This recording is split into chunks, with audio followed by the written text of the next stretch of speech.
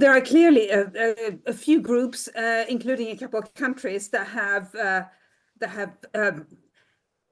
take exception to certain policies that France has been pursuing in recent years, and those countries include Russia. So Russia could be behind this, but the reality is we have no idea.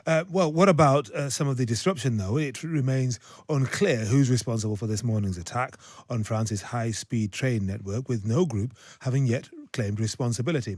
But the National Rail Company, the SNCF, have said they believe saboteurs either vandalised or tried to vandalise 5 signal boxes and electricity stations or installations between 1 o'clock in the morning and 5:30 local time this morning.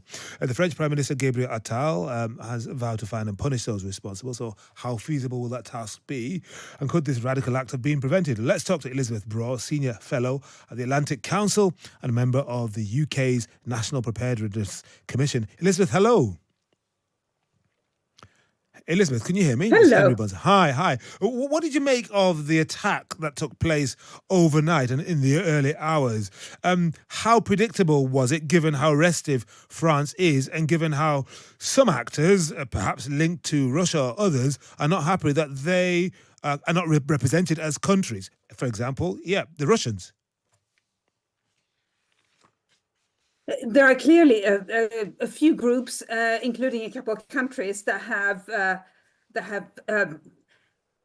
take exception to certain policies that France has been pursuing in recent years, and those countries include Russia. So Russia could be behind this, but the reality is we have no idea. The French police is investigating, other authorities are investigating, but what this attack or what these attacks show or demonstrate is how vulnerable our crucial services, our critical national infrastructure is, and there's no way that a Western society can protect all of its infrastructure at all times. So this is sadly an illustration of the sort of things that could happen in the UK as well. Well, indeed, you say in an open society, there isn't much that can be done, but clearly something can be done. I understand that the French authorities are rolling out something like 1,000 operatives, 1,000 engineers, people to monitor the network. They've got drones out. How much do they need to do?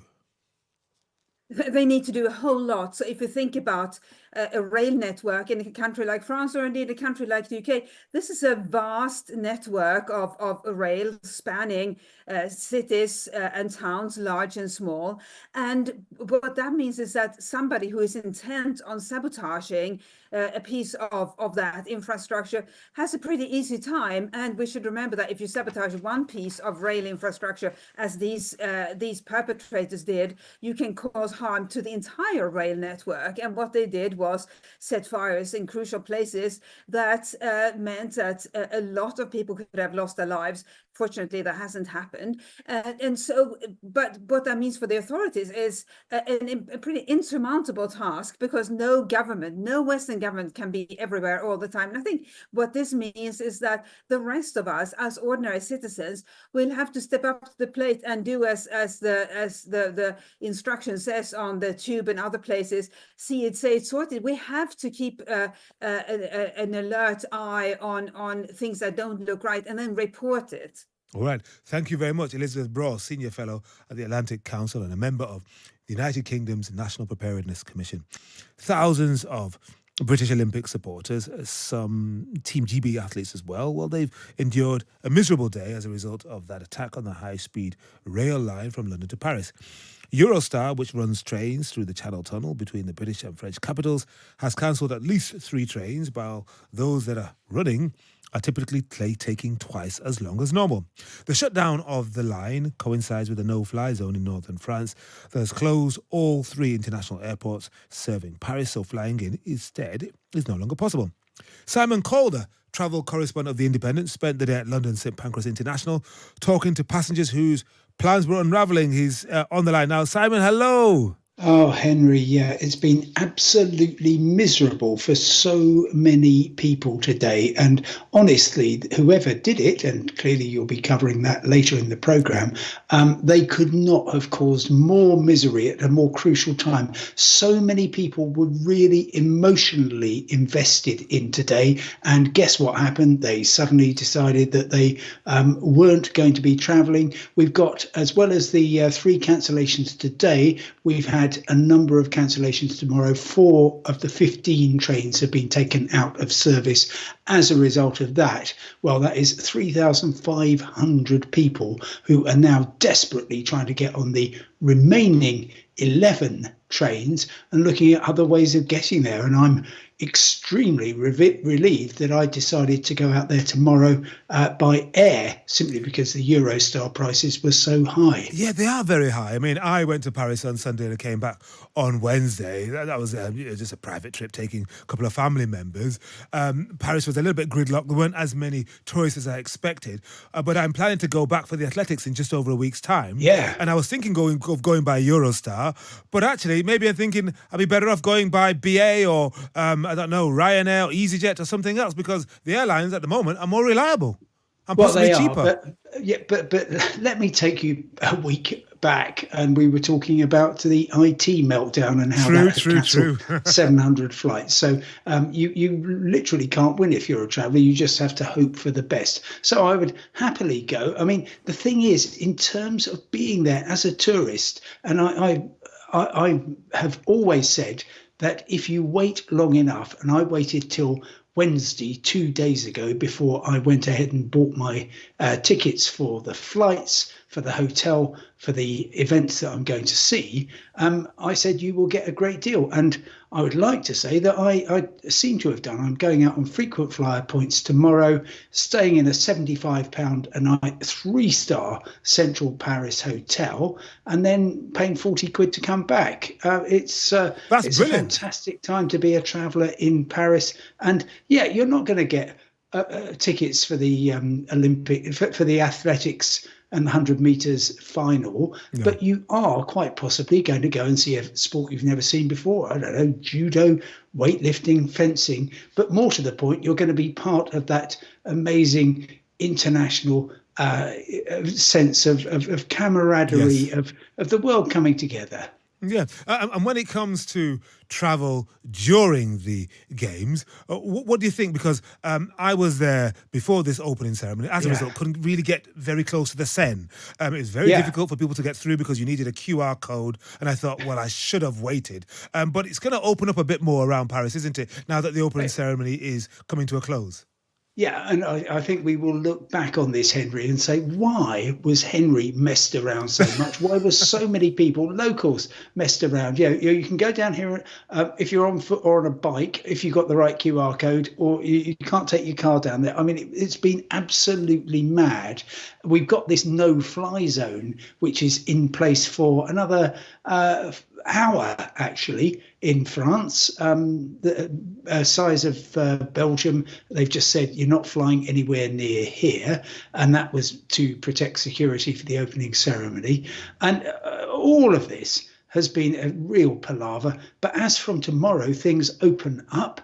I'm looking forward to, for instance, going to the Louvre, which is a little bit different. You've got to book tickets in advance, going to the Eiffel Tower, going to the Musée d'Orsay, seeing an event or two, and just being in this wonderful city at a time when there are no tourists there. Exactly. I exaggerate slightly, but 75 quid for a 3-star room in a good hotel in central Paris. That's absolutely ridiculous for late July. There's still, as we speak, 3 out of 10 rooms empty, compared with 1 out of 10 last July. Fantastic stuff. Simon, thank you very much indeed. Simon, I say fantastic, not for the hoteliers, but there we go. Simon's the Independent's travel editor. Well, we can also speak to the Times' David Chazan, who has been following the ceremony from Paris. Before we hear from David, let's tune into the IOC President Thomas Bach, who has been starting off the formalities in the last hour or so. Mes plus vifs remerciements à nos aimables hôtes français. Thank you to my gracious French hosts. Accueillir de manière si spectaculaire. Thank you for welcoming us in such La a flamme spectacular olympique way. va faire briller Paris et toute la France encore plus fort. The Olympic flame will make Nous Paris and all sommes of France shine even immensément brighter. reconnaissants à tous nos amis français. Okay, so there's the IOC President Thomas Bach, mediated by Andrew Cotter of the BBC, that commentary there. David, I mean, you heard the IOC President hoping that these games will make Paris and indeed France shine more brilliantly than ever. And I'm just wondering, as a Parisian now, whether you agree and whether your fellow Parisians are leaning into this. Well, Henry, I'm sorry to report that it rained on President Macron's spectacular waterborne parade along the Seine. So I think it was great on TV. It wasn't so good for people there, even the VIPs, a lot of whom left the stands early, including Keir Starmer, just because it was so wet and cold for them.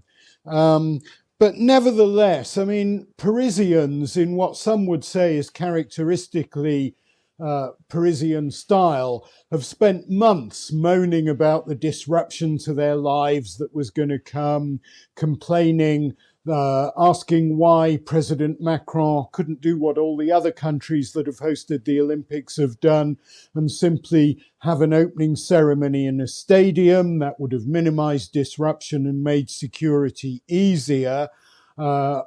Instead of that, we've had, as Simon Calder was just explaining, a kind of a lockdown in central Paris for the past week that will now be eased. But I think that now the feeling I'm getting from, dare I say, my fellow Parisians tonight, watching this on TV, is that there's immense national pride, that the beauty and the architecture and the history of Paris has been showcased in such a wonderful way by this event right through the heart of the city.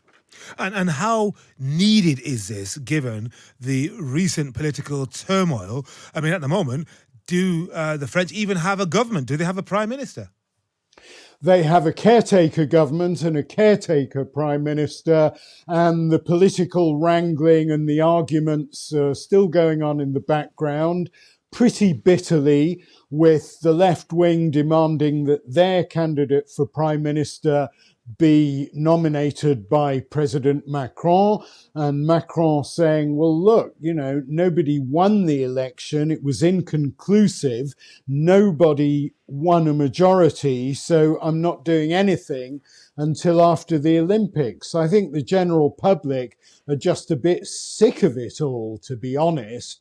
But nevertheless, I think they are taking pride in the ceremony. There have been some quite memorable moments and some electrifying performances. And we saw La Marseillaise, the French national anthem, sung by a 28-year-old opera singer from the French Caribbean territory of Guadeloupe, with President Macron standing to attention.